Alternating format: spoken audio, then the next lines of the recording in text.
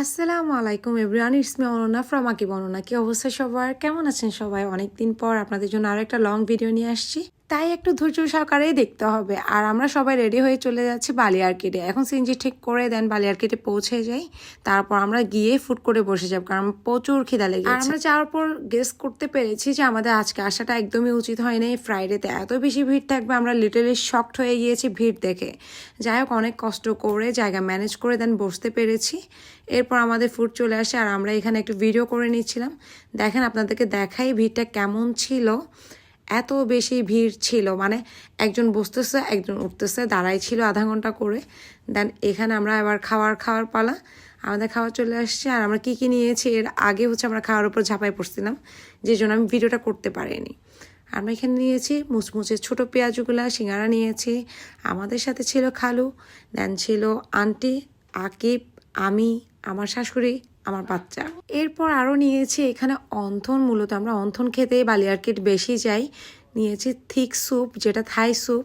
আর এই তো দেখেন, আমার বাচ্চার মুড অফ হয়ে গিয়েছে, ও খেলতে পারছে না, এত ছিল ওকে কি খেলতে দিব। এরপর আম্মুর জন্য নাসুস নিয়েছি, আম্মু নাকি নাসুস খেতে একটু ভাল লাগে। দেন এখানে আমরা আজকে নাসুস ট্রাই করব। আর আমার কাছে কেন জানি না বালিয়ারকেটের স্যুপ অন্থন খেতে বেশি ভালো লাগে, আর নাসুসটাও ভালো ছিল। আরাত কিন্তু কোথাও গেলে একদমই খেতে চায় না, সে প্রচুর দুষ্টামি করে, খাবে না, খাওয়ার নিয়ে তার অনেক বেশি অনীহা। আমি জানি না কোন বাচ্চা কেমন, ও এখনও পর্যন্ত খাওয়ারই পছন্দ করলো না।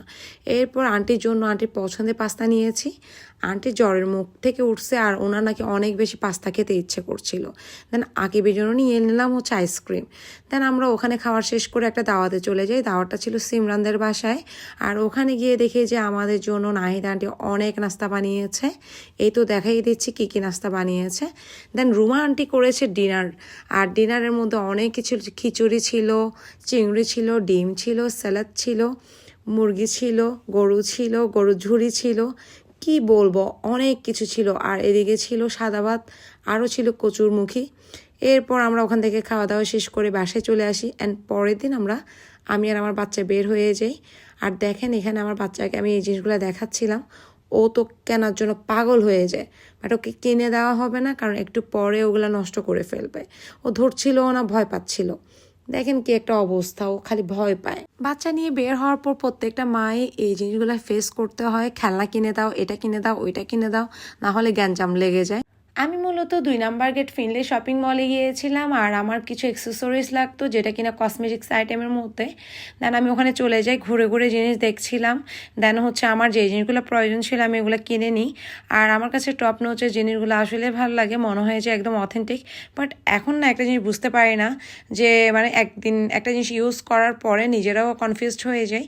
এরপর আর ঘুরে ফিরে দেখছিলাম, কেনার আগে যে জিনিসটা সব মেয়েরাই করে।